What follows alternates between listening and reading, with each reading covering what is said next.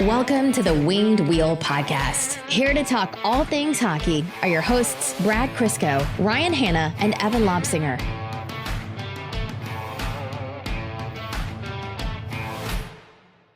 Coronavirus has finally gone too far.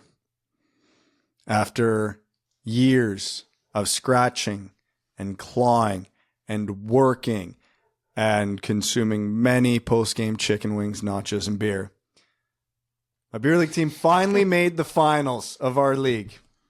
We 5 years, summer and winter, so 10 seasons. It's been a while. We're not good. We finally made the finals. Starts tomorrow. Arenas closed today. Coronavirus, the true hero? More on the Winged Wheel Podcast. I'm down to support. There, you want stocks to buy some Corona stocks.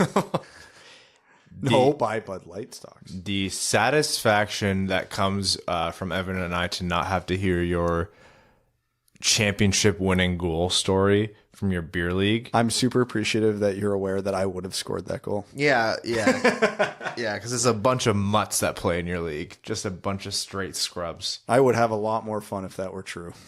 I've seen you play. Like, we've been on the ice together, and I won't lie to you. I was like, I don't know what to expect. Brad just could be like talking like he's a house league hero and actually not good at all. But you went out there. I was like, oh no, Brad's really good. But you shouldn't be so much substantially better than everyone else where you're getting like 6 assists a game or something like that. Depends on the league I'm in. And it is hard to keep track because you play in like 2 beer leagues, 6 roller hockey leagues, a broomball league. There's roller hockey around here? A blind broomball league, a softball, but really it's also hockey league. Like, it's really hard to keep track. And sometimes I make the suggestion like, hey Brad, like we're like twice a week now, so should you like cancel sports? And you're like, this is my only chance to play my fourth broomball league this month. Then I have to wait 3 more weeks if I want to play 4 broomball nights a week again. And I go, yeah, all right, that's cool, man. All right. I only play in 2 leagues, and I haven't played in one of them since November.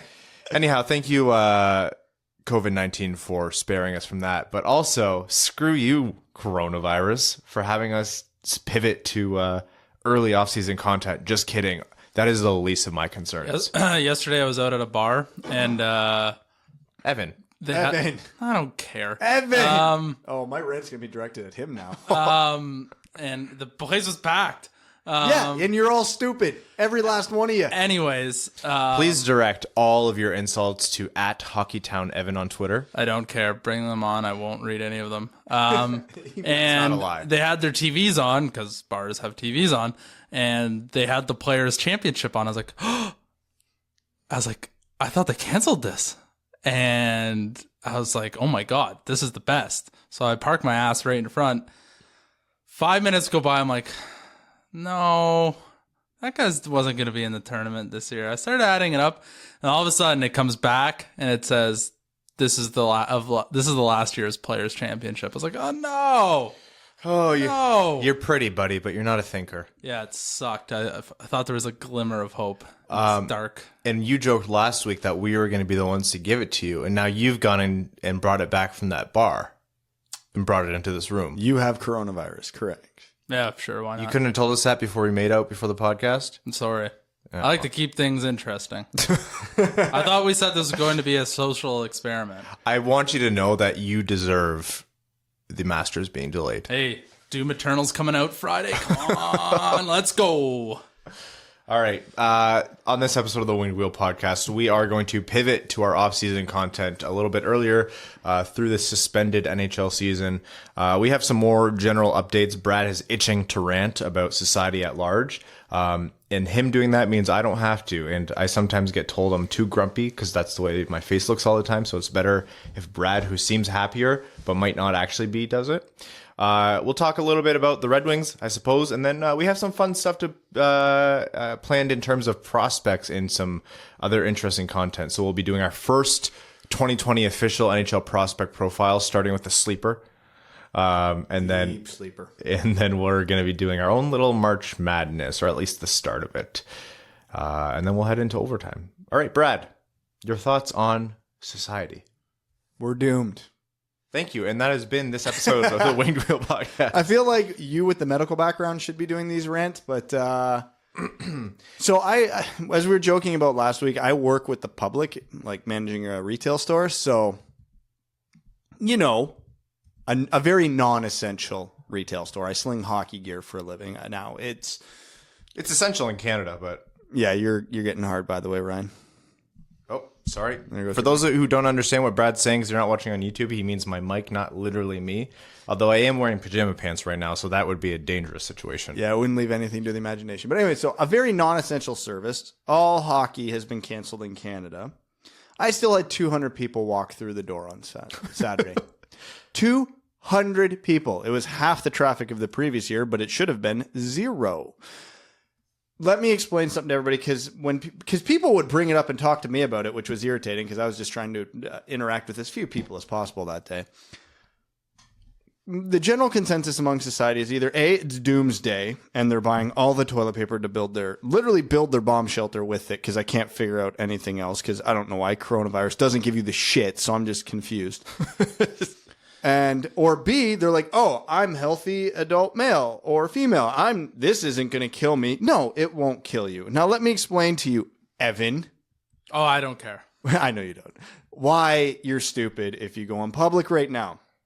I, myself as an example, let's say some idiot brought it into my work on Saturday. Okay, he's going to be fine. He gives it to me. Okay, I'm going to be fine. I'm going home after work to my 4-month-old son. My sister was there, who's staying with us at the moment, who has a severe respiratory problem. Someone gives me coronavirus, 2 people are going to get very, very, very sick, and there might not be hospital beds. I'm pretty sure my 4-year-old will get priority. My 4-month-old will get priority if he had to go in. But this is how it works. And then if I give it to my wife, now she's got it. If she has complications, one person turns into 16, 16 turns into 64, 64 turns into a goddamn problem.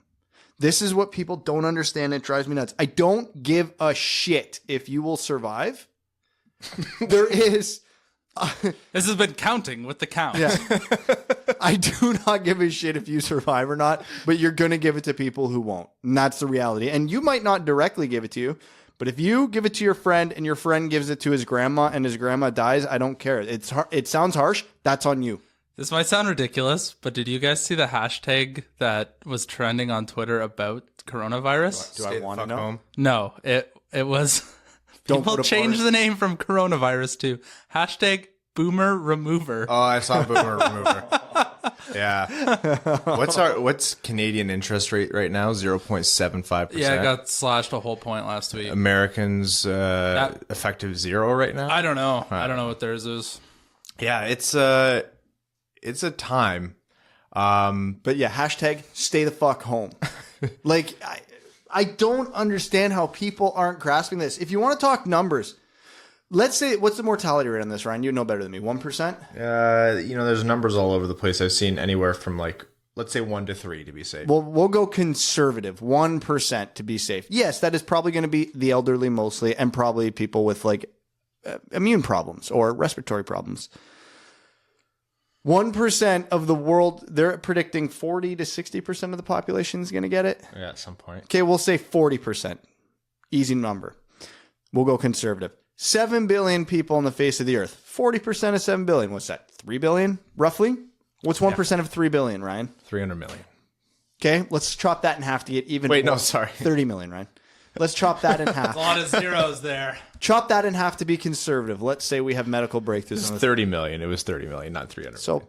chop that in half again. 15 million. That means 15 million people are going to die because dummies can't stay home. The doctors, groceries, home. Nobody should be doing anything else right now. I had an upper respiratory illness on Saturday. Don't. Yeah, it always seems to flare up when I do sports, though. What is there a punchline here, or are you being serious? That's the joke. Oh. It flares up when I do sports because I'm out of shape. Yeah, there it is. So, yeah, that's my rant. You can do better. Look, I understand. It's Sunday. It's late. You don't have competition to be the funniest person on the show, but you still have to hold the title with grace. Yeah. Well, the best material doesn't come out Sunday. It's a Saturday night thing. And also, the one point I want to make is what I'm hoping happens is that in 6 months, everybody's like, see, Brad, you were wrong. 15 million people didn't die. You were over-exaggerating. Because, yeah, if everybody follows protocol and doesn't leave the house, 15 million people won't die. That's what I'm hoping for. Don't be stupid. Stay home. And if you have symptoms, lock yourself in a goddamn room. I don't care. Just common sense, you morons, even if you're not the one that's going to die from this. Also, follow me on Twitch if you're going to do that. Please stop hoarding the toilet paper. Yeah, please. Grocery stores are still open, and when you go out, just keep a distance and wash your goddamn hands. So I went to Zehrs, and they had a thing, no free ads. They had a sign that said only 2 paper products allowed per person. Good. Which is good. Yeah. Yeah, there were none, but when I went last week, which was, I forget, I was texting you guys while I was in line Thursday or Friday morning because I just needed actual groceries. I was out of food. Not out, but needed groceries. So I'm like, whatever, I'll go stock up now, get a few weeks worth because I'm not leaving. I was only planning on getting 1 to 2 weeks worth until I saw the line was 45 minutes long. Only you two will get this, but the Stanley Park stairs? Mm-hmm. It went to the milk. I know where that is. Yeah, it was stupidly long. It wrapped around the whole store. I'm like, yeah, I'm buying for 3 to 4 weeks now because I ain't coming back to this shit show for as long as I can. Oh, that's sad. You have to go to the Stanley Park Theirs. It's the closest. High concentration of locals there. Oh, they're locals, all right. Locals are coming out of the woodwork. To relate this to hockey, Mark Scheifele grew up right near there. Oh, fun fact. Brad mentioned having a background in this. If anyone wants some good reading, just to kind of put things in layman's terms as to why the response is what it is, what to expect, et cetera, just tweet at us. I'd be happy to pass that along, but I'm sure there's a ton of coronavirus-related content out there. So let's pivot this a little bit towards sports. One of the biggest stories to come out since everything started to escalate justifiably was who's going to pay the casual part-time workers who have now lost all of these hours in NHL, NBA arenas. Are you doing this rant or am I?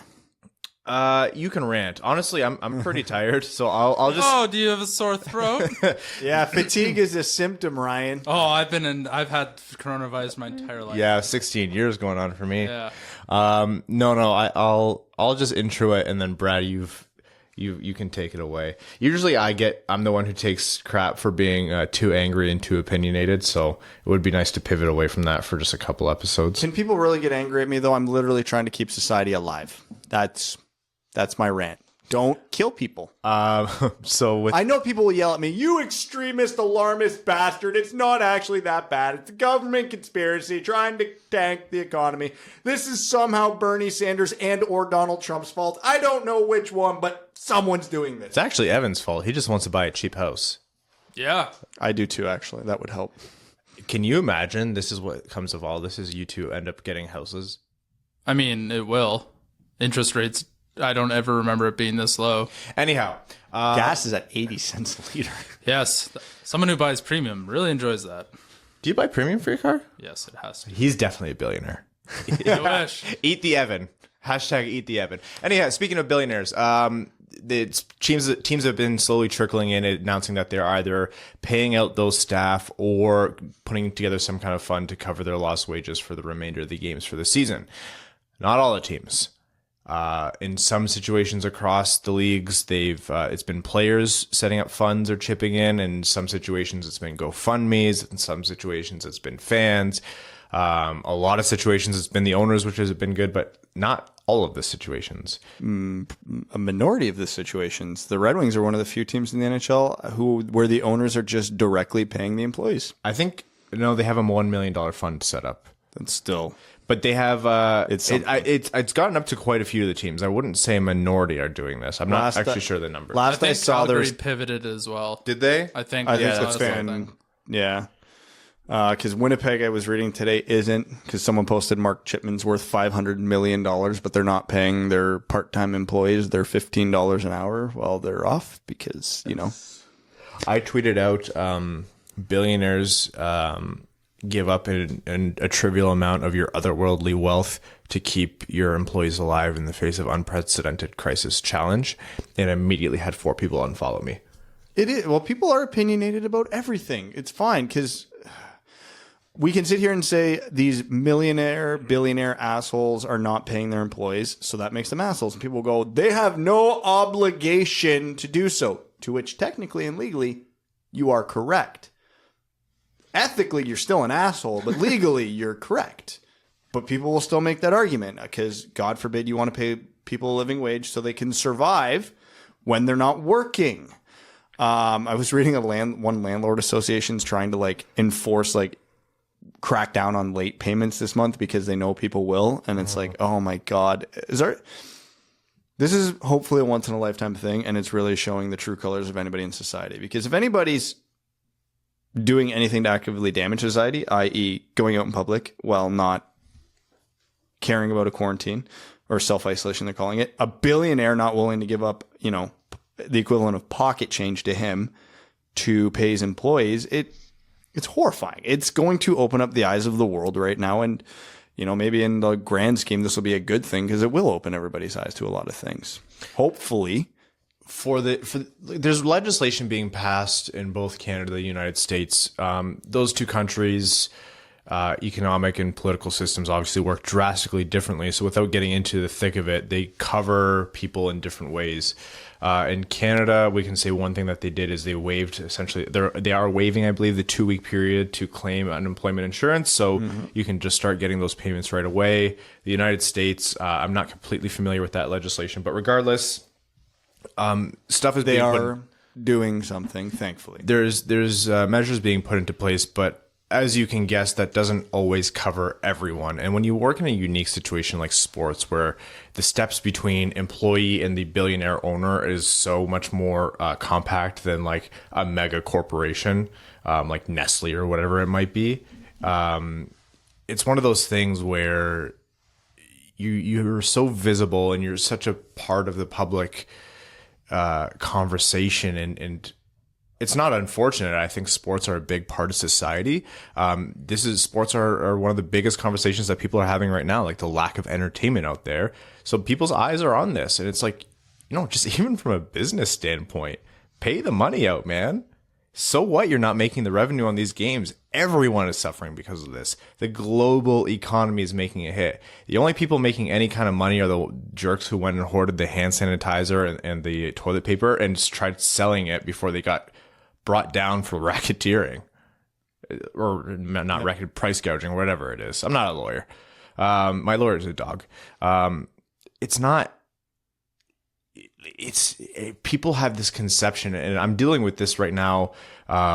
Seeing what companies are like around us are sending people home from work. They're like, oh, well, we have an extraordinary business need, or, this is our situation. It's different. No. The virus doesn't care what your business need is. It doesn't care how important it is that you get this done or save this money or bring this staff in to do X, Y, or Z. No, it will be transmitted if you put yourself in a situation to have it transmitted. And people are going to suffer because they aren't going to be able to get a paycheck. So some humanity would be nice. And it has been good to see it where we've been seeing it, but it has been disappointing to see the lack thereof in situations where it would just be such an easy decision to just do the right thing, bite the bullet, if it even is a bullet to bite based on your wealth.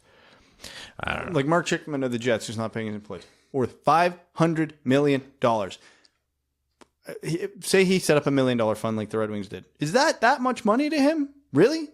$500 million? And you can't fork over, what, 1/500th of that? What's 1/500th of what I'm worth? Like 6 cents? Hold on, let's do 0.06 times 500. You have $30 on you right now? No, I do not. So it's less than that. Money bags over here. Whoa, jeez. No, that'd be like 4 cents. And yeah, these are complicated things. Yes, value doesn't mean your liquid wealth. Yes, sometimes there's legislation. Sometimes, for example, some of the employees at the LCA are actually contracted out to a company owned by Jeremy Jacobs, the owner of the Boston Bruins. These things are more nuanced than that. But who is not paying his employees, by the way? A silent moment for all of our collective shock. And moving on. That's all I have to say about Jeremy Jacobs. It's speaking in generalities. Just look out for one another. And please, for the love of God, stop buying all the damn toilet paper. Buy all the toilet paper stocks. Yeah. Well, they might be at a peak right now. I don't know much about stocks. Okay. That's that. Do we have any other comments about, coronavirus in general? Nope. How are you feeling? Throat's a little itchy, but I'll Piece be of okay. shit. Honestly, a pile of garbage, this guy. And the thing with him is I don't know if he's joking or not. Because he's kind of sick. Oh, gosh. He meant to joke about that, but it was actually real. Yeah, I guess you'll never know. Okay, prospect profile. Let's get into it. We are officially going to start our 2020 NHL draft, which is happening on TBD 2020.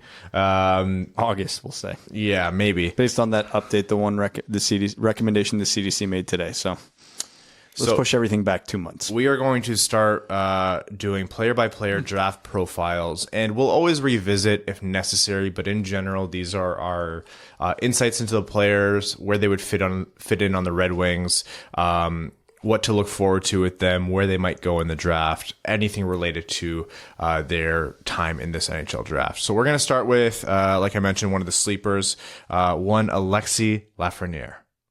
We're going to start easy on this one. Yeah, we're going to start easy. It doesn't mean we're going to go down in order of the rankings. No, we're going to jump around. Last year, we got lucky that we even profiled the Red Wings draft pick, so we're going to do a little bit of a scatter shot here to make sure we catch everyone. Mm-hmm. One prospect per episode between now and August. Yeah. So we're going to be through 5 rounds of the draft. We are going to be screaming for a guy when the Red Wings are picking first pick in the 6th round. Eisman's going to be like, yeah, fine, whatever. Sure. We'll be, because we might be there. So we might be in the Igor Shmalev. Yeah, I don't know who that is, but you guys seem passionate Plays in the about Bulgarian 3rd league. Yeah. Has unfortunately shut down due to COVID-19. Only recently got a pair of hockey skates and is already moving pretty well. The stock is high. Just now discovered to put the gloves on the correct hands. Currently, he was only wearing one glove and it was backwards. Anyhow, Alexis Lafreniere. Brad, you can start off. Can we start by establishing a few terms so everybody can talk about this when we talk about this over the next however many months? Generational player. A player that is so good, they come around on average once in a generation. I would argue there's only 2 in the NHL currently, maybe 3. 3. It's definitely 3. Yeah, I would put Ovechkin in there. Crosby, McDavid being the obvious ones. This guy. Yeah, I'd put Ovechkin in there. Man, he's the greatest goal scorer of all time. Yeah, okay, I'll give it to you. But I will give you, it is anomalous to have 3 in a current generation. Yeah. Crosby and Ovechkin coming at the same time was weird. Yeah. So, franchise player. A player who is likely to be the best player in your franchise. Doesn't mean he's good enough to take that franchise to the cup, but he's probably on most NHL teams going to be your best player, unless he's playing with a Crosby, McDavid, or Ovechkin. Consider, when you're looking for draft picks, consider franchise player to be the best ever outcome. That's how rare generational talents are. Yeah, franchise player is what you're aiming for. Franchise player, Austin Matthews. Franchise player, Jack Eichel. Yes. Patrick Kane. Like, these are guys where... Leon Draisaitl. Jonathan Erickson. Oh, yeah, absolutely. Jonathan Erickson right now. Yeah. Who are some other guys? Yeah. And then an elite player is going to play on your top line. Elite superstar making $11 million a year, like that kind of stuff. Yeah, but not a Mitch Marner, a Dylan Larkin. Like, good enough to play on your top line, probably top 15 to 20 at their position in the league. Larkin is on the low end fringe of that. Larkin's definitely Detroit's franchise player right now. No, he's an elite player. You're doing elite right now. Elite. I'm doing elite right now. I would not call Larkin a franchise player. I would say, as much as I love that. I would say Joe Thornton in his time was elite. Maybe he won a heart. Okay, yeah, he won a heart. We forget how good Joe Thornton was. But no, yeah. So top line player, probably driving that line. I didn't realize you'd moved on. So, yeah. Alexis Lafreniere is projected to be a franchise player, not a generational talent, because when I start getting on the Lafreniere hype train, people are like, oh, you think he's Crosby, McDavid? No, I do not. I think he could be on the same plane as an Austin Matthews. I don't think he's a comparable player to Austin Matthews. They have two vastly different styles, but if you're looking at in terms of what the impact could be on the team, the organization, that's what I'm looking at with Alexis Lafreniere. He's like a Crosby light. He really is. He is good at everything and elite at processing the game. That is what sets him apart. He's got a really good shot, but he definitely doesn't have the best shot in this draft. He's got really good hands. They're probably not the best hands in this draft. He's an above average skater, but definitely far from the best skater in here. He's a very physical player, but he's definitely not the most physical player in this draft. But the way his brain puts it all together on the ice puts him at a completely different level of every player in this draft. He just, like Crosby does, he just sees things that people would never process. I remember watching Canada at the World Juniors. There was he was on the left half wall. There was a big cluster F of opponents between him and the net. But he just made one quick step around the guy, took a backwards angle, kind of away from the net, but the lane opened up and he got to the slot, made a pass, turned into a goal. It was a play I could watch 10 times, and there's not another player in this draft, maybe even the past couple drafts, who would even see that lane that was not yet open, but about to open up because of where the players were moving. It's insane. And that is why he's the best player in this draft, because raw tools, Byfield's better. That's the reality, but he doesn't process the game like Lafreniere does. And that's the kind of comparison that really drives home, when we talk about hockey IQ, it's almost like a meme at this point on this podcast, like hockey IQ, how he thinks the game. Like you can make a full episode of us just saying those random phrases in any random order, and you can put 90 minutes of that, put it out there. Please, no one do that. I think you guys are weird enough to do it. Please, for the love of God, don't. But for a guy's vision and how he processes the game, being able to launch him not only above another player whose raw tools are, supposedly better, but so far ahead where there's no world he's not going first overall, that really drives home how much intelligence is important to a player. This is an extreme example, and I'm not making a comparison here, so please don't do that. You can pick any single player, other superstar that Wayne Gretzky went up against and say that person had a better shot, that person was a better passer, that person was faster. Wayne Gretzky is the most brilliant player to ever play the game, and that's what made him the great one. He saw and processed the game in a way that was almost freaky. That's what made guys like Pavel Datsyuk stand out, like the Sedins when they played together, like the way they processed things and the way they would put the puck where people were going to be or see a play develop before the players who were part of it even knew it was going to develop. That's what makes players special. And it's really rare and hard to see that in a draft prospect. Sometimes guys develop it over time, but to see it this early is why Lafreniere has no conservative projection to him right now. Just think of how good Quinton Byfield, Tim Stützle, Lucas Raymond, Marco Rossi, Jamie Drysdale are. Just think of how excited everybody is to draft those guys and how impactful they're going to be on their teams. And they're not even in consideration to dethrone Lafreniere. Good things about Lafreniere outside of that are he's already 6'1", 192. So he likes to mix it up too. Yeah, he does. He plays in the tough areas of the ice. He doesn't kind of just float away from grinding out a puck battle or getting into a dirty corner where he's not able to break out, which is good. And he's good defensively. And he's like Mantha, too. He's got a mean streak. He does. He's not afraid. He knows he's better than everyone, and he's not afraid to bully you to get the puck. He's not afraid to, throw an elbow or whatever it is. He's crossed the line a couple times this year. Oh, yeah, he got has. Suspended, did he not? Yeah, Twice. Yeah. Plays on the wing, but, when you're as good as he is, that's a guy who can drive the line if he was playing goalie if he wanted to. Yeah. If you're looking at weaknesses in his game, one that was talked about for a long time was his skating because he's not the fastest skater. But it looks like he's developed almost, and Evan, you made this comparison, like Crosby, like a Crosby-esque explosion. Like his first few strides, like the power he's able to generate kind of offsets his lack of like top-end speed. He's quick. Yeah. So if you're able to do that and explode past guys in tight spaces, it doesn't really matter if you don't have high-end speed. He's not going to be Connor McDavid out there. But if you can push through some traffic with hands and vision. Do you know who else doesn't have high-end speed? Sidney Crosby. Yeah. Yeah. Although Sidney Crosby did not stop getting more powerful for like the first 12 years of his career. That was freaky. His leg strength is just absurd. And yeah. Hey, Lafreniere might get there. Ankle injuries be damned. Yeah. And we're talking about all the stuff that he does on the ice. And again, I wouldn't put his raw tools as the best in this draft, but they're still really damn good. Like, his hands are unreal.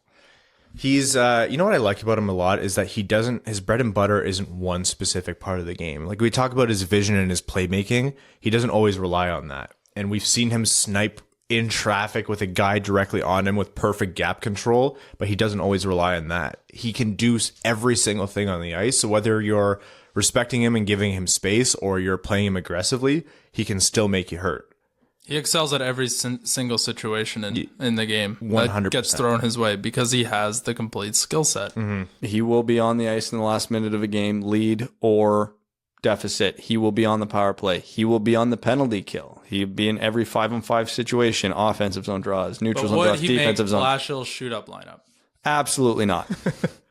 Wait, hold on. Is Franz Nielsen still a wing next year? Probably. Then absolutely not. And even more pertinent question, is there a next year? That's true. Why are we wasting our time on draft prospects? We're starting our draft profiles when the draft's going to be in November. One thing I want to talk about is, despite how highly we're speaking of Lafreniere, I'm still putting him on that like Austin Matthews level of franchise player, and that does not mean, say he gets drafted to the Red Wings or the Kings or the Senators, he steps in next year, puts up 100 points. I'll put my bet on the table right now. He wins Rookie of the Year next year. And that's very possible. Because unlike Jack Hughes, he's a late birthday. He's the same age as Jack Hughes. He's going to be stepping into the NHL as a 19-year-old. So he's going to be more physically developed. And so it's like he went back to junior for an extra year of seasoning, which is almost literally what happened. He almost went and played in Europe this year because he could have, like Austin Matthews did. Yeah. You just don't. I always want to put it out of everyone's mind. Get rid of your expectations if they're based on how Crosby, Ovechkin, or McDavid stepped into this. Yes, he's going to have a 50 to 60 point rookie season, not 100. Because that doesn't happen anymore. He could, but it's just not likely. I could see if he goes to a team like the Red Wings. There's no team like the Red Wings right now. If he goes to the Red Wings, he's immediately in their top 6, getting significant minutes in every situation. I wouldn't be shocked if he's a point per game player. I wouldn't bet money on it, but it wouldn't be the craziest thing I've ever seen. He's almost the guy right away. Yeah. He is the focal point of the team. Yeah. And given how dominant the Red Wings top line is, it's more likely than not if he does get drafted by the Red Wings, he's playing on the second line with guy 1 and guy 2. Which is probably for the best. Yeah. But he will be on the first power play unit, et cetera, et cetera. But yeah, I'm guessing his rookie season, wherever he ends up, is going to be in the 50 to 60 point range, which is great. It's phenomenal for a rookie. Unless Chicago falls the first and then he's playing with Patrick Kane. At which point, I think we should just go back and cancel this season, if we're being honest. I'm going to be coughing on everyone. It's not funny. I know. It is extremely funny and also not. I still love the meme of Ohio officially quarantined. Did we talk about that last episode? Ohio's not because of coronavirus, just because it's Ohio. I feel so bad because so many of our listeners are in Ohio, and you're allowed to fire back at me. But you're in Ohio. Oh, Abby found her toy. Abby's living her best life right now. My brother's here. She just met, and she loves U2 dorks more than most people. She is thrilled. You know how much more friendship she's going to have now with pandemic in place? It's a dog's life all the time. Yeah, it's a dog's life. Do you know? I've been more tired because I've been spending so much more time at home. Because, man, Mika really doesn't stop. Yes, we know. I've been in ultimate dad mode for like triple time. My first thought when we had to cancel Grand Rapids and Detroit was, we'll have not seen Mika or Hank in a while. I should go see them. I shouldn't go see them. There's a pandemic. Yes. But when things are better, we should go see them. Buddy, wait till you see Hank. Big boy. A truck. Absolute unit. Legitimately as big as a child twice his age. Okay, so we're going to do this part because we're going to do it in future draft profiles. But as a wrap up on Lafreniere, any final notes before we talk about his final draft position? Are we going to, with the prospect, are we going to talk about the range they're likely going to be drafted in? Yeah, that's what I'm getting to. Okay, 1 to 1. I think there's an opportunity. There is not. No.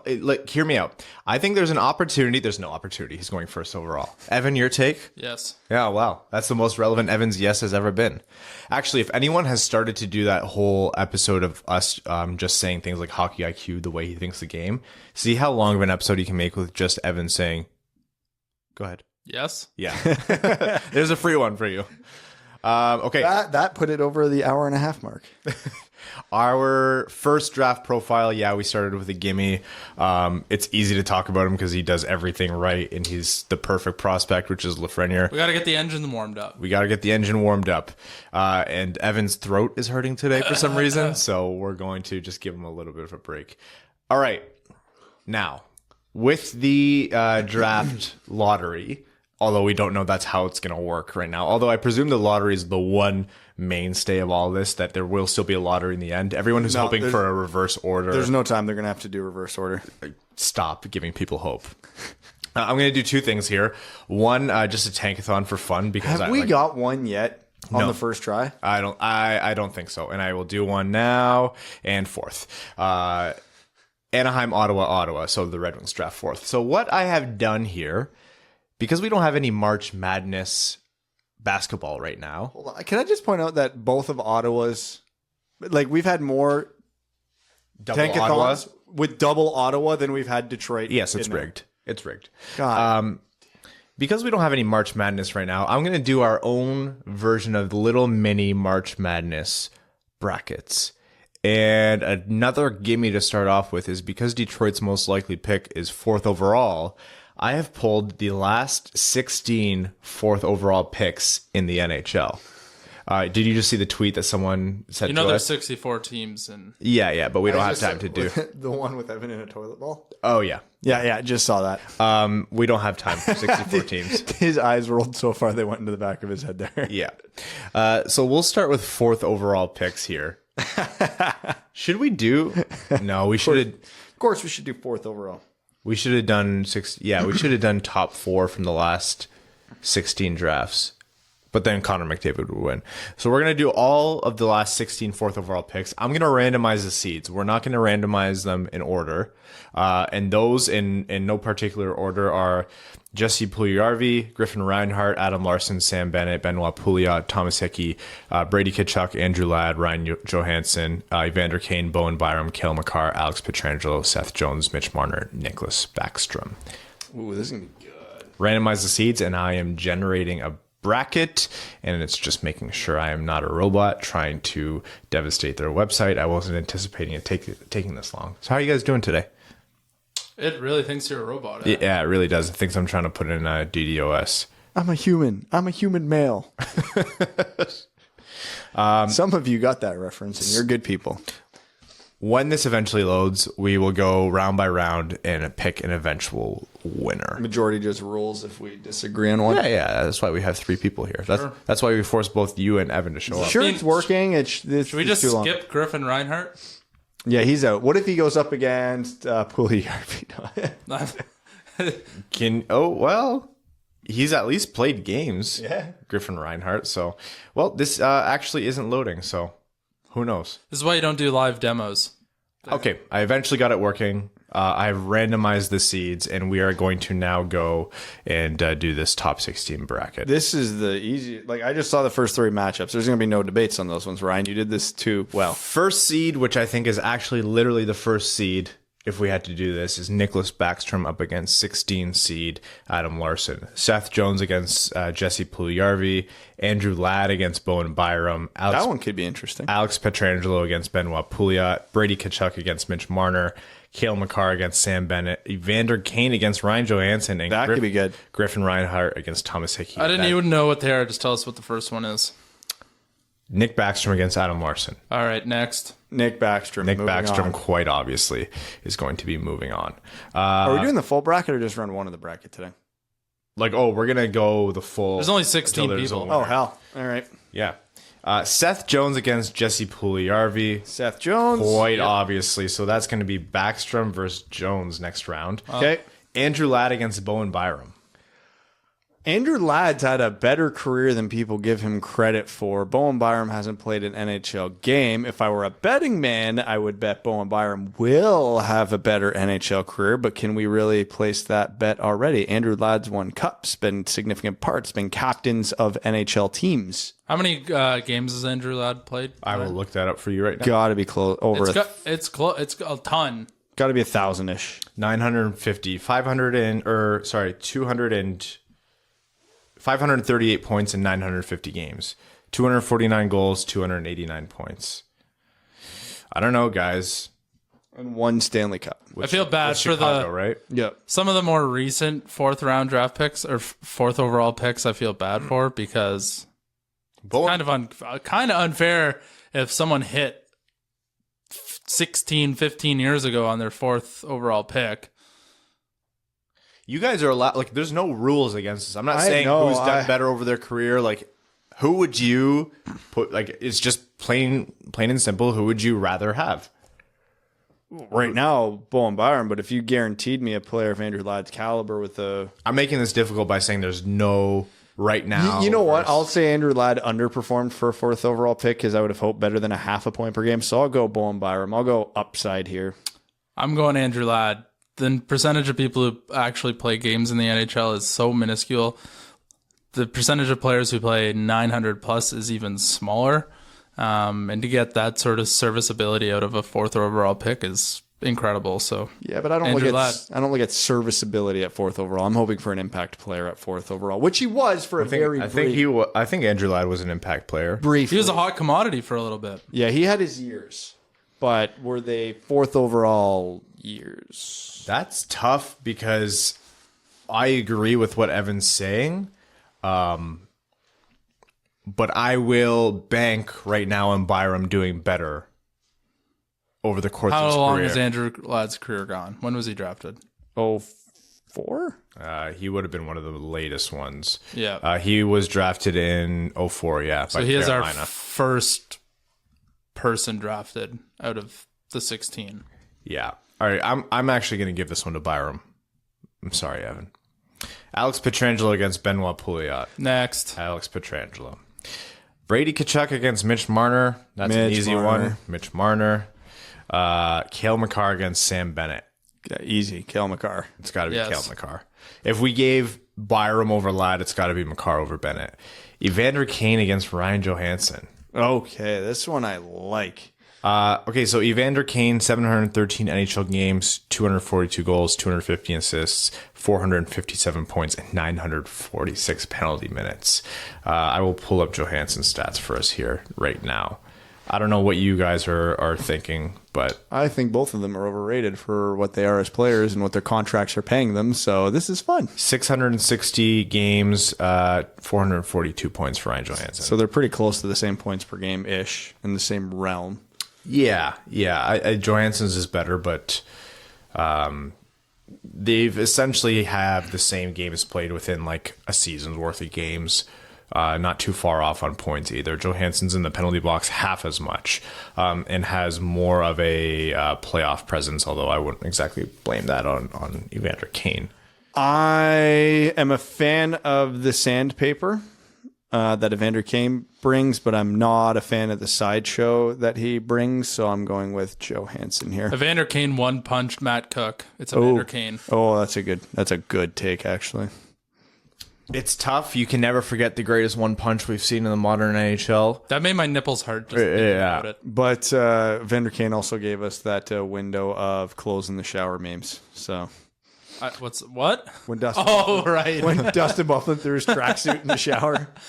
I'm going to go Johansson here because the tiebreak goes to the center. Not all the time. I'm just a man of the people. You are. Apparently. You really are. All right, so that's Johansson, and he will be going up against the winner of Griffin Reinhart and Thomas Hickey. That's an easy winner for Thomas Hickey. Yeah, because he played a few seasons in the league. Yes. All right. We're going to go backwards here. Ryan Johansson against Hickey in the round of 8. Well, Ryan Johansson. Yep. And Mitch Marner versus Cale Makar. Oh, my God. That's tough.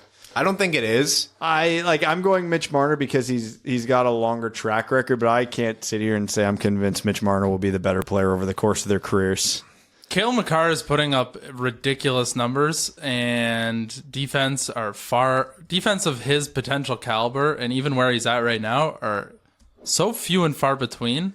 I'm going Cale Makar.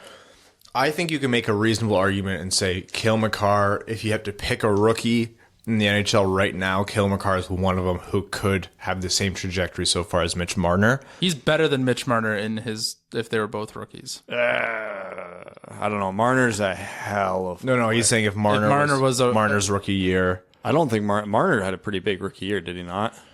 Cale Makar's his is a historic. But Mitch Marner's rookie year also came at age 19. Makar's 20 or 21. Mitch Marner is a guy who can put up 100 points in a given year. So could Cale Makar. Look at the team he's playing on. Oh, yeah, but that's being carried by the team. Mitch Marner could go in Colorado and put up 120 points, too. Well, why doesn't he? This is a tough one because I think Makar could do this, but the fact that Marner is doing it is what's giving me the tiebreak for him right now. Well, don't be a pussy. Tell us what you're going to say. It's Mitch Marner for me. I think he's one of the better playmakers in the entire NHL, and I'm fully aware that Makar could continue to progress at an astronomical rate and make me look stupid for deciding that. Okay. Bowen Byram versus Alex Pietrangelo. Pietrangelo. Yes. Yeah, you have to go Pietrangelo on that one. Nick Backstrom against Seth Jones. Oh, that's good. It's sad because you can't pick against Nick Backstrom here. Is he the most criminally underrated player in the league? I think has so. been for a decade because he plays with Ovechkin? He's been underrated since he came into the league. He leads his draft in points, if I'm not mistaken. That's going to be Orion. Oh, you want me to look that up right now? Yeah, 2006 draft. I'm trying to remember because that was Eric Johnson first overall. He's got to be up there, if not first. You really remember that right away, eh? Yeah. Who was it? Who else was that draft? 2006 NHL draft. Most points, Nick Backstrom with 927. Second most, Phil Kessel. Then Claude Giroux. Then Jonathan Toews. Then Brad Marchand. That's a good draft. Yeah. Jordan Staal, Milan Lucic. One of those is not like the others, but I understand. Yeah, I'm just naming them. Nicholas Backstrom is going to hit 1,000 career points next season. If there is a next season. Yeah. Shut up. Doing that. Yeah, I feel bad for Seth Jones in this because he is such a good defenseman or just good player in general. But if you go against Nick Backstrom, I'm going to cough on you. All right, and we are into our final four here. So Nick Backstrom against Alex Pietrangelo. Nick Backstrom. It sucks because Pietrangelo is so good, and he absolutely 100% deserves to go to the finals. But he just came up against a stronger opponent. And Ryan Johansson against Mitch Marner. Simple. Mitch Marner. Mitch Marner's getting the bracket where... all the number 1, 2, and 3 seeds got upset before he's got an easier path. There's an easier path. And our finals of our fourth overall NHL pick, historical March Madness. Nick Backstrom against Mitch Marner. Nick Backstrom is everything we hope Mitch Marner will be. He's Mitch Marner realized. Could Mitch Marner surpass Backstrom over the course of his career? Sure. Yeah, but absolutely. It won't be by a lot if he does. Nick Backstrom, like Brad said, is probably the most criminally underrated player of his generation. It's Nick Backstrom. And I know it's a team sport and this is an individual competition, but still, Nick's got his ring. You like that? You like that you're able to do that, huh? It's because Brad's actually an engineer. That's his engineering ring. Yeah. His iron ring. All right. That's our... That was an easier bracket. Won? Nick Backstrom. I know. Yeah. Oh. You didn't say it. You're being Dun, funny. dun, dun, dun, dun. That wasn't bad. It was kind of fun. Yeah. We'll have to think of more of those. Let us know if you want us to keep doing that. If not, we'll never do it again. Next Tankathon, if we get third... We can do third. Third is our least likely pick. No, we can't go based on tankathons because we will just continually do fourth with new brackets. We'll just do fourth overall pick. 16 years in the future. Oh, that's no. right. 03 to 87's up next. Look, Hank Crisco's a great skater, but I just don't think he has the finishing. Oh, my God, he's Darren Helm. He's too big to play in the NHL. He's got the Eric Lindros syndrome. I know. No, he's going to be Mort Seider. I was telling people, I actually have told a lot of people about how you're not a big guy, but your child's a big guy, and it's going to give you back problems. And Mika is also really tall for her age. I am rattled. I cannot wait for Brad to be the shortest person in his house. It's a very realistic possibility. What's the meme where it's like me playing my brother playing video games with me, and it's like the normal character and then the other one without the torso, and it's like a little. It's Keanu. Yeah, that's gonna be. Oh, is that Keanu? Yeah. It's Keanu on stage with Keanu, like the little mini Keanu. Yeah. That's Brad and Brad's kids. Yeah, that's gonna be Brad. Or Brad's kids and then Brad. Yeah. For the next few years, while they're still smaller than me, I am just gonna dangle and dunk on them in every sport we play because it's not gonna last long. Yeah, but what if we put you up in a spelling bee right now with Mika? Who would win that? Dude, that was like one of my strengths in elementary school. Patreon exclusive. I've legitimately won spelling bees. I'm sorry. Spelling bees out in Penetanguishene, Ontario don't count for I grew up anything. in Kitchener. You know this. Yeah. Stanley Park, though. No, I didn't grow up in Stanley Park. I grew up in Country Hills. It's not much better, but it's better. This is coming from someone who grew up in Windsor. Fair. All I got from that was lung disease, Brad. That's fair. Should we head over to overtime? Okay. Yeah, let's head over to overtime. Thank you all for bearing with us. Like we said, we're going to be doing a few different things to fill the air here. So we're going to be continuing our draft profiles. We're going to be doing fun things like that March Madness bracket. We're going to be doing redrafts. It's not going to be the same thing every time, and we appreciate you guys passing along your recommendations. So please continue to do so. We're going to head over to overtime, starting with our Patreon comments. Those Patreon supporters get their comments read out on air as our way of saying thank you for supporting the show. Antonio Gracia says, with all the panic buying happening, I'm curious, if you had to panic buy hockey equipment, what would be the equivalent of toilet paper? Sock tape. Tape. Yeah. If you have to use sock tape, you have ill-fitting equipment, and that's your fault. Look at this guy. A hockey elitist, fight me. I use zero clear tape when I get ready. I use clear tape because I got the skinniest little frickin' calves, so I gotta just rip it on there. Yeah, I have really skinny legs. I know how to fix that problem for both of you.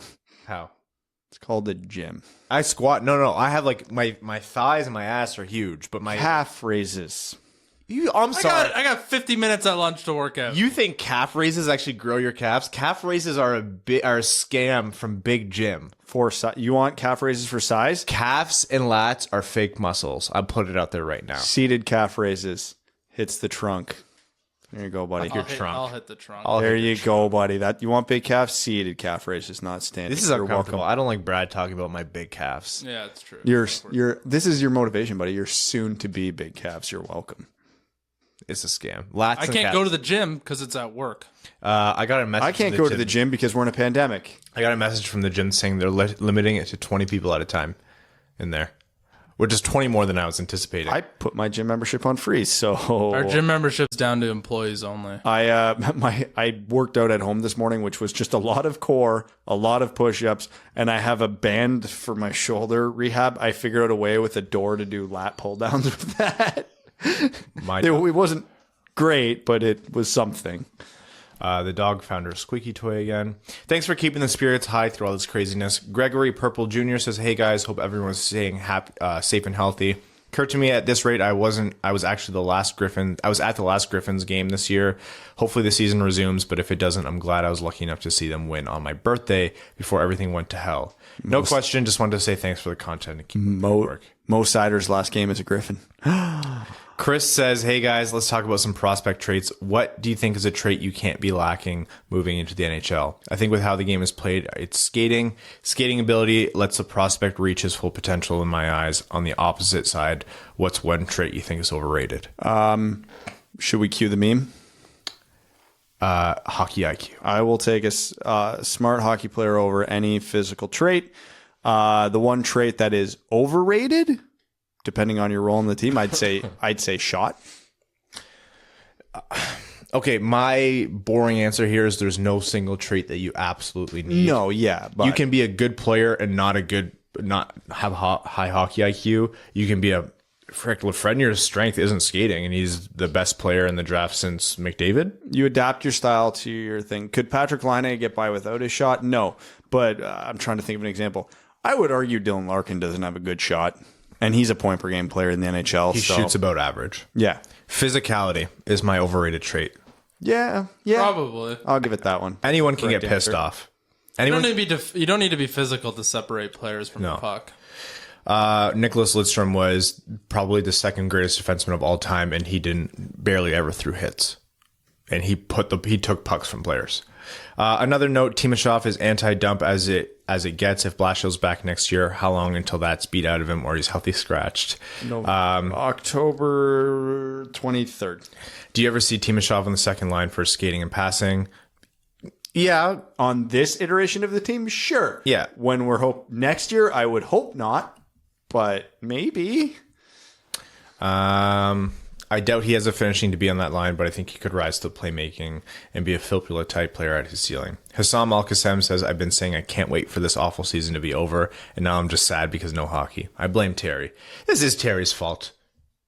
Garrett TV says, what's up, hockey amigos? No hockey sucks. Anyone want to play Ticket to Ride online? Wash your frickin' hands, people. I have that. You can play online? Yeah, I have it. It was part of the free week. That's sweet. Giveaway. Yeah. I bought Uno on my PS4 and no one will buy it and play with me.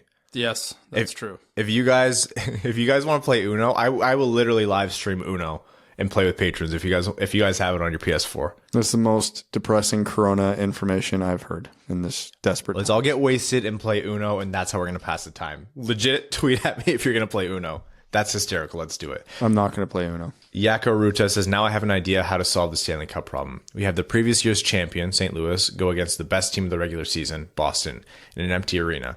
Make it as a 2 out of 3 fail, or market it as 2 out of 3 and have a best of 3 series. Kyle Sanders says, hey guys, so far I've managed to avoid getting called into work. I work at a grocery store chain that rhymes with Loblaws. And apparently all the shelves have been stripped. I've been feeling pretty lucky so far. Social distancing has been a little tough. Only so much cello guy can play, and the baby Doberman has been trying to curb stomp my Shih Tzu. Anywho, do Ryan and Evan give any book recommendations? I'm craving all mediums of entertainment currently.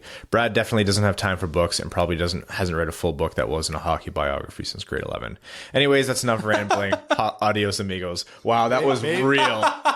Maybe actually. Yeah. I haven't read a book since university, so I'm no better.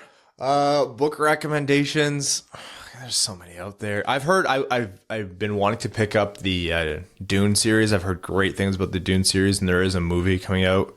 It's to be directed by Denis Villeneuve, which should be great. I'm the biggest chronic non-finisher of a book of all time. I've run out of bookmarks because I just get halfway through or 40% through and I just stop. University has ruined books. Oh, it does. It did. Because all I would do is read all day. Yeah. And it just reminds me of those terrible dark times. Tim Henderson says, idea for hockey content in a hockeyless world, could go over different systems and what type of team builds they benefit the most. For example, I hear about the Wings playing low event hockey. What do they do to play that way? They suck.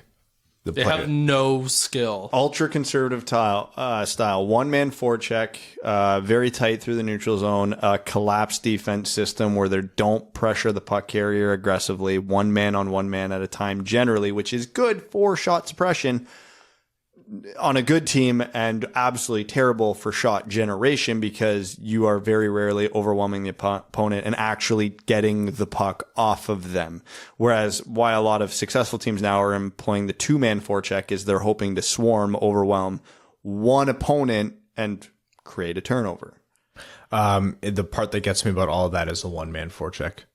It's like, yeah, shot suppression because your defense sucks, but at what point do you just do the whole Pittsburgh, Toronto thing and say, yeah, we know our defense sucks, so we're going to try to generate as much offense as possible.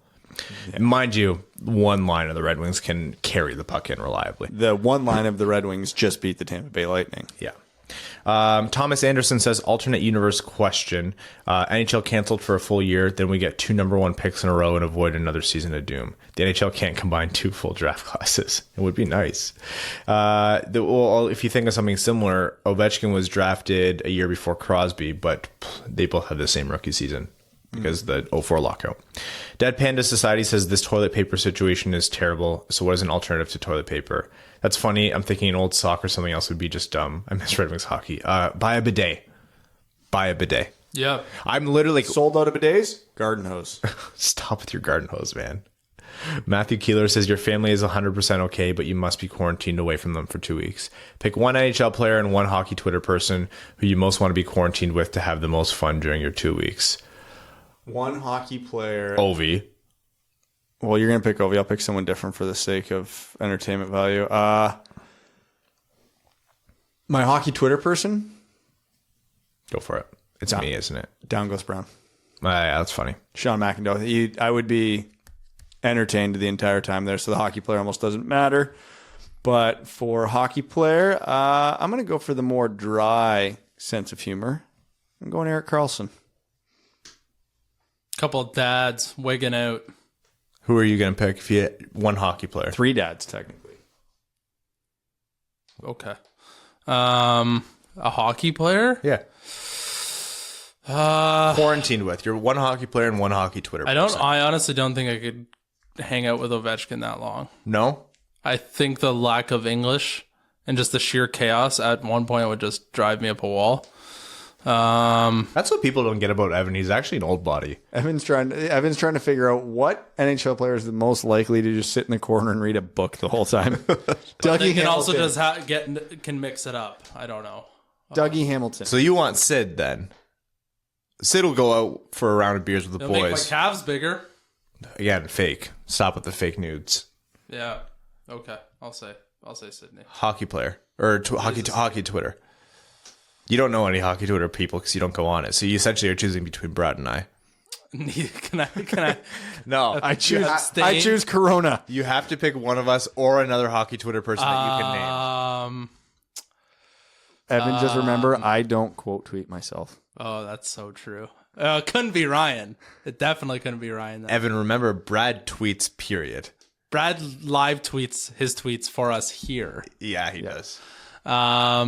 I will say I'll pick Biz Nasty. That's kind of boring, but Sid brings like the more calm and normal. Biz can bring the party and the fun. He could just replay that one episode of Chicklets on loop and be fine. Oh, yeah. Player, I'll go Ovi because that's hilarious. I'm a big fan of morbid humor, so I'm going to go Micah McCurdy on this one. Actually, Terry says, hello again, Winged Wheel podcast and listeners. I'd like to say congratulations and good job on doing a public health segment in your podcast. It was refreshing to get an expert opinion from your public health correspondent. Weirdly, he sounded just like one of you clowns. Remind me again what you do for a living besides pretending to know what hockey is. My attempt at bringing the podcast on topic last episode did little to curb the garbage content, so I'll try again. Who is the greatest Red Wing of all time, era adjusted? Regretfully, Terry. Era adjusted of all time? Gordie Howe played in like 7 eras. Yeah, so what era are we talking of Gordie here? In their prime. Let's go their prime. Oh, God. It's still Gordie, right? I don't even know if he's in my top 2 if we're talking prime. Stevie won the Lester B. Pearson one year over Mario and Gretz in their prime. Nick Lidstrom won 7 consecutive Norrises. Were they all consecutive? Close to it. So, and he considered the greatest hockey player, one of the greatest hockey players of all time. You could argue it. They're all in all and should be in the top 10. But like if we're talking one of the attributes for Gordie is his longevity, right? But then again, his prime, he was still winning major awards, but he didn't. Oh God, if you were to pick the greatest Boston Bruin of all time, it's Bobby Orr, and a lot of that is how he changed the game. So does Gordie Howe not get the same credit? He could. You could easily make an argument for it. Like they were all just so dominant in their primes. It's hard to say. Like if I still go Gordie here. I have to. I think if I try not to, the pitchforks come out from a lot of people. I think it is Gordie, because he's got more hardware. But like, man, you take 2 of the greatest, maybe even the greatest hockey players of all time, in Gretzky and Lemieux out of Yzerman's era, and he dominates that league for 15 years. You have Gordie, you have Steve Yzerman, you have Nick Lidstrom, you have a lot of other guys here. But if you're talking pure greatest, if we're taking them in their prime, Sergei Fedorov doesn't win this, but he gets consideration. He's got a heart. Sure. Yeah. Steve Yzerman's one of only Gretzky, Lemieux, and him have had a 150-point season? I think so, yeah. Yzerman's the only one who's up there who's even challenged the numbers that they've put up. Yeah. and then ended up winning 3 cups and changed his entire style around. I mean, and of course, Lidstrom is the second best defenseman of all time. So you could make a very good case for any one of them. That's hard. Like, I want to say Yzerman because you're so right about all of that. And like the argument against Gordy, not that there is ever an argument against Gordy, but he did it. A bulk of his success came in the original 6. Yzerman and Lidstrom were doing it with 21, 30 teams. So, oh man, diluted talent. That's what it is. Bama Red Wings fan says the past year and a half, I've gotten my son interested in baseball cards. I bought him a few packs of hockey cards, and he really likes those better than baseball. I used the cards the card packs to reward him for his good play in various sports teams that he's on. My question is, do any of you collect cards, and if so, what do you look for in hockey cards? I do love getting this question because it means they're a newer listener. They don't know what Brad. Tell me when to pay attention again. They don't know what Brad did. I'm not going to go into a huge ramble. Don't worry. They don't know what Brad did when we first started this podcast. He doesn't do it anymore. But Brad, tell him. I actually owned a trading card store for the better part of a decade. And you have crates of hockey cards at home. It's obscene. I sold off like 80% of my collection when I sold off my shares of the business. And I still have way too many hockey cards. I'm a big, all I really pay attention to now is I try to acquire Red Wings rookie cards. That's about it. I've really scaled back, but yeah. What do you look for in hockey cards? They're hard to determine which ones are more valuable as opposed to other sports cards. And if you do collect, which ones are your favorite, most treasured? I'm old school in that true rookie cards are still king in the card industry because autographs and all that stuff are expensive. Although that being said, there are rookie cards that are autographed nowadays. Yeah, that's what I look for. I want the actual rookie cards. Now, unfortunately, in today's day and age, a guy like Philip Zadina will have 25 in a year. So it is, my most prized ones though, is I have 3 autographed Gordie Howe hockey cards. Oh, I didn't know that. Yeah. Joseph Julia says, "Sup, my dudes, does this mean I can't pick my nose right now?" No, pick your nose. Just make sure you wash your hands first and after. Jethro says, "So is this officially a WWE podcast to spite Terry? He must not have been around during the days of yore when this podcast regularly discussed the correct way to wipe your ass after taking a dump. Pizza toppings that may or may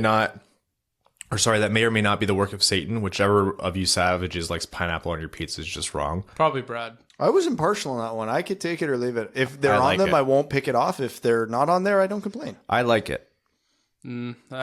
I'll say no. And of course, the weekly bitching at Evan to eat the frickin' pineapple. I think Evan needs to do something similar to that now for the sake of the pod. I propose eating a whole watermelon with the seeds. No, then he'll die because the whole watermelon will grow in his stomach. Have you guys not seen Rugrats? Come on. Since hockey is now suspended until further notice, what is the correct cut of steak to eat on a daily basis and at what doneness? Remember, your answers can't actually count against you, but we're totally judging you if you say well done to this question. If you eat it more than medium, you can get the fuck out. What is it? King of the Hill had a great line about that. Hank was teaching Bobby to barbecue, and he's like, what if someone asks for their steak well done? Well, Bobby, you tell them politely but firmly to leave. It's true. I'm not actually like a one cut of steak above all else kind of guy. And I think the doneness has to depend on the cut, which means you either get it rare or medium rare. If you're getting like a super fatty, like premium, like Wagyu or Kobe beef, then you might go a little bit more done than that. I'm never cooking it because if it costs that much money, go to someone else should be doing it. Yeah. Yeah. But if we're talking about steaks that I can reasonably afford on a somewhat regular basis, I'm a sucker for good top sirloin medium rare. Yeah. Yeah. Porterhouse. When Catherine's away, I go out and buy a ribeye. It's like $30 for the steak, but that's not that much. And yeah, medium rare. And if you like it more than that, get the hell out of my house. You want to know what my hot take is about steak? Bacon wrap filet mignon, not for me. I could do without the bacon wrap. It's not my favorite, but I will never say no to it. I'm not going to not eat it. I like it still, but I'm just like, I'd rather I'm here for the steak. Yeah. I'm here for the steak, but I'm going to eat the bacon. You can eat them in separate bites, Ryan, right? You can take the bacon off, set it aside. But I don't want the bacon infusing into my steak experience. Bacon's too strong of a flavor, and it will step into the steak's territory. Yep. Keep up the great work and fend off the coronavirus with some good old-fashioned Modelo virus. Also, I generally eat my steaks without any sauce on it, but a good peppercorn sauce I'm always here for. Yeah, there's a lot. I'm generally sauceless as well, but some steaks that are maybe you need a lot more seasoning. Definitely slather them with like peppercorn sauce, a good butter sauce. Like there's a lot of different things you can put on. Good New York strip, medium rare with peppercorn sauce and a side of mashed potatoes. Sign me up. Yeah. I'm here for it. Oh, and I'm so goddamn hungry. Andrew Bohan says, not so much a question as a recommendation. Everyone should go check out Southampton FC's Twitter and see the awesome tic-tac-toe game they had due to the postponement of the Premier League football season. The NHL needs to get in on this as some sort of viral, pun intended, content. Wasn't Ryan Reeves doing that with the kid on the glass? Yeah, on the glass. Yeah, and he lost. Ryan Calameni says, so I've caught a few Griffins games this year on AHL TV, no free ads, and I've really liked what Chase Pearson has brought. I like Chase Pearson too, but the one thing I warn about Chase Pearson is let's not get sucked into overvaluing a fourth line grinder with good characteristics. What do you think the chances are that Pearson could beat out a guy like N? He's got about another 20 pounds on him, is more physical, and seems to have better offensive instincts. Could be the perfect fourth line center in the future. I don't think it'll happen next season, but I do think it will happen. I do think Chase Pearson's going to become a regular on the fourth line, and I think 30% of the fan base is going to far overvalue him when he gets there. So he's going to be that perfect example of a Luke Glendening, is where we've come so far around on him that we're almost sick of him. We're not actually, but kind of are. And Darren Helm, same thing, and yada, yada, yada. Pearson will be the next one to do that. Shay says, jumping into the time machine, let's talk about some trades the team made and decide who won them. Trade number 1, Jensen, who's played 88 games for Washington with 0 goals and 13 assists, for Bowie, who's played 70 games for Detroit with 4 goals and 17 assists, and a 5th-round pick, which ended up being Cole Brady. Trade number 2.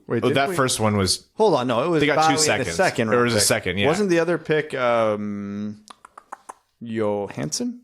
Or no, that's... No, you're thinking of the Smith trade, or... No. They only got 1 pick from Washington, right? A second? Yeah, a second and Bowie. Yeah. Yeah. For Jensen and a 5th. Who did we take with that pick? Was it Johansson or was it...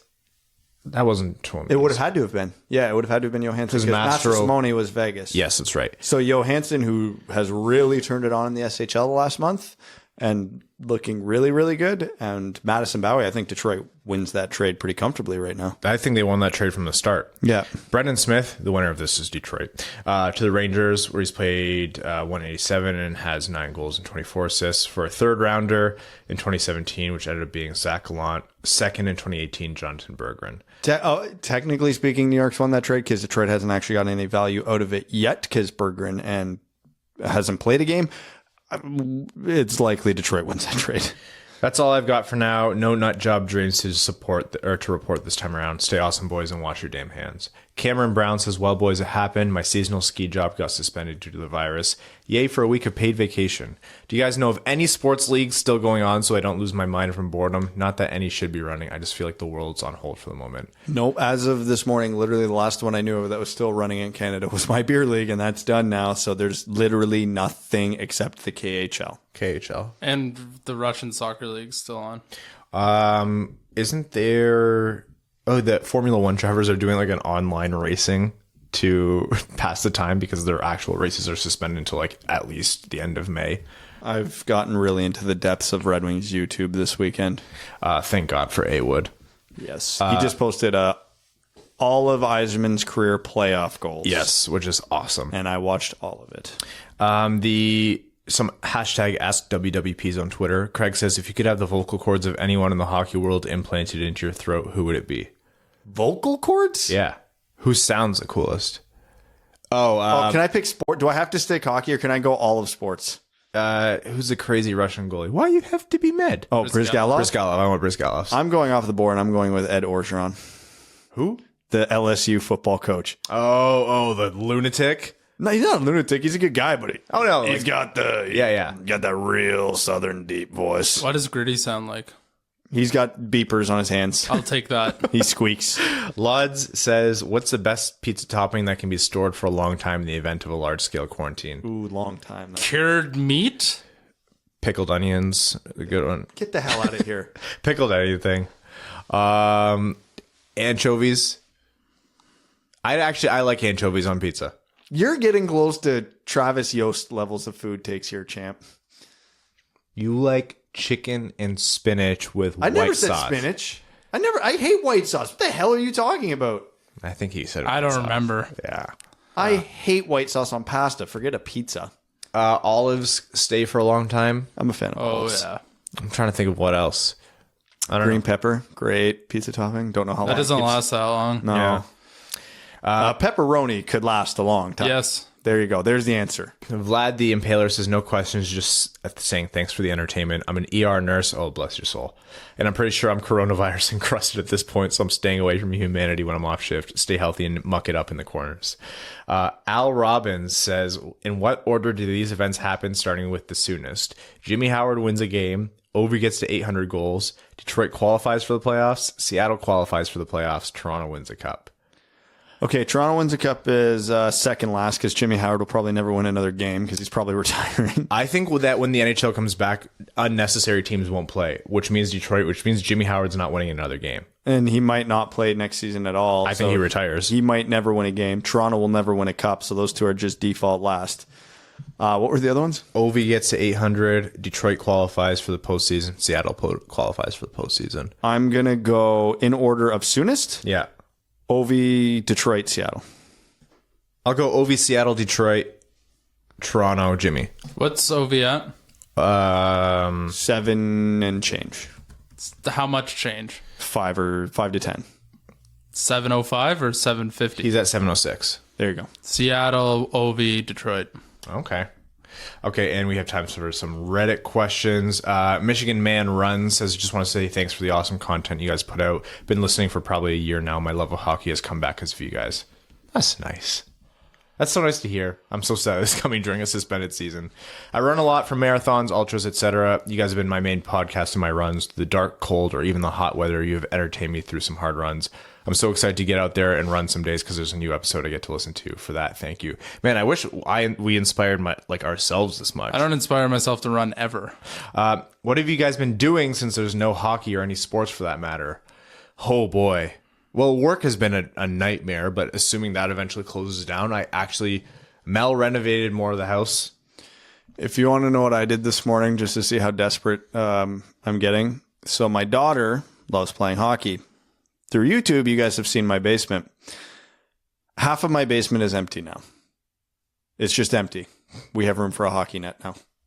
Oh, that's actually pretty cool. That's what I did with the basement. So I condensed all the stuff I had in that one thing. I got rid of like half of it and then just condensed it into the one corner next to the stairs. Basically, that area hasn't changed. I just have left stuff. Moved all of Mika's toys down into the corner to the left of my desk. Half of the crap on the other end of the basement's in the garbage. And then I moved whatever was left on that side over there. So that whole half of the basement there where we would have put the camera before is now a hockey area. That was my day today. Henlik Zetterbark mentions that we should be doing some crossover with the Steve Dangle podcast. And we actually talked to him today, and we're definitely going to do it out of boredom at this point. So yeah, we got to think of creative questions for Steve because we could go down a weird rabbit hole with him that I'm here for. And Adam and Jesse, if they're up for it. Let's just do we're all behind our glass walls because Evan will have infected all of us by this point. Yep. And we'll do something. Chainer9999 says you guys are doing great work during this god-awful season, which makes it even sadder that the lottery will shaft us. Heard you guys talk about Larkin as probably a very good 2C on a contending team as opposed to what he is now, a 1C on a bad team. If that's the case, is anybody on this roster a first liner, forward, or defenseman on a championship contender? Well, it depends on context. Larkin can be the best 1C on a championship depending on team. the winger, right? Like if his winger is, Alexi Lafreniere, of course he could. But if we're talking other players, I'm going to pick a really, really good center here just for argument's sake, but let's take Leon Draisaitl. And you put him between Bertuzzi and Mantha. That is definitely a first line on a championship team possible. I think Mantha and Larkin are the only guys on this team who can make an argument of being genuine top-line players. Yes, Bertuzzi could plug in for the sake of balance, but if you're talking on pure talent, you could almost put Mantha above Larkin because of his pure talent being better. Doesn't have some of the other characteristics that Larkin has. I wanted to use the word intangibles, but we know that's a taboo word in the hockey world nowadays. But yeah, in pure talent, Mantha, you could argue, is better. So he absolutely could be that guy. And he's so streaky, if he gets hot in the playoffs, he could win a Conn Smythe. All right, time for one more question. Evan, pick a number from 1 to 5. 5. Okay, a serious nap says, hi guys, hope all is well and you're all stacked with toilet paper. I have 26 rolls. How many come in one of those big Costco things? 24. I have 24. I'm a little nervous. Darren Drager stated that one team suggested having a 31-team Stanley Cup tournament, which is ridiculous. So if this happens, do you think the Red Wings would be the favorites to beat the Sens in a best-of-3 series? No. I don't think the Red Wings would be the favorites against anyone. I'm not positive the Red Wings could take out the Griffins in a 7 game. Stop with that, because then we're going to get those questions. Could the Red Wings beat Alabama? No, the Red Wings would still beat the Griffins, but it would be horrifyingly close. The top line would dismantle them. I think they would score more goals than you'd be comfortable with as a Red Wings fan, but Larkin and Mantha would destroy them. I think legitimately there'd be a lot of 7-6 games, and Larkin, Mantha, and Bertuzzi would tee off on them. But yeah, I think that defense would give up more than a few a game. I think it'd be 5-2 till the third period when the Red Wings draft Sider up to the main squad, and then it's 10-0 every game from there on out. There you go. All right, we're going to wrap up with that point because Evan is officially yawning. It's and 9 o'clock. Looking a little bit pale. So we're going to thank everyone for tuning in. Again, please pass along those suggestions for our impromptu off-season content. We're going to continue with our draft profiles. I want to thank all of our patrons, our sponsors, our name-level sponsors. First of all, RD Woodworking, who made this dope as hell custom podcast table. We're going to be putting out some content related to that soon. Check us out on YouTube if you haven't seen what the table looks like. It's a custom winged wheel podcast table. So Daniel Rossi of rdwoodworking.ca. Everett for sponsoring the show's giveaways and giving stupid Brad a signed Madison Bowie stick. It's no longer mine. Mika took it. She has absolutely claimed it, and it is never leaving her room. Our name level sponsors, Terry, Arjun Shankar, Dead Panda Society, Brad Smith, Andrew Bohan, Scott Martin, Kayla Thompson, Mitchell Shinkowski, Jacob Turner, Matt McKay, Brandon M., Matthew M. Rice, Luke Johnson, Mike Reed, Ryan Lewis, Langabir, Clayton Van Dyken, Kalen Wood, Hassam Al-Qassem, Arjun Shankar, Charlie Elkins, Hannah Lee, Sean Levine, Ashley Van Conant, your friendly neighborhood beer rep, Connor Leighton, Danny Jr., Matthew Keeler, Craig Kibble, Simon Anderson, John Evans, Kay Waz, and Stan Olson. Thank you all. It's been nice knowing you. Evan killed us. And just one late addition that could be relevant to hockey. NBA-related tweet from Adrian Wojnarowski, just so everybody's up to date on the Woj bomb, not huge, but CDC recommendation of no events of 50-plus people for the next 2 months comes as a number of NBA owners and executives increasingly believe a best-case scenario is a mid to late June return to play with no fans. League is scouting for possible arena dates all the way through August, which is relevant because the NHL operates on the same timeline as the NBA. Wow, we have a lot of this left to go. Thanks for tuning in to the Winged Wheel Podcast. Be sure to check out wingedwheelpodcast.com, where you can subscribe to the show on iTunes, Spotify, or wherever you get your podcasts. You'll also find links to other ways to support the show, such as Patreon, official podcast apparel, and more. And don't forget to follow the show on Twitter at Winged Wheel Pod. And of course, the hosts at Brad Crisco, at Ryan Hanna WWP, and at Hockey Town Evan.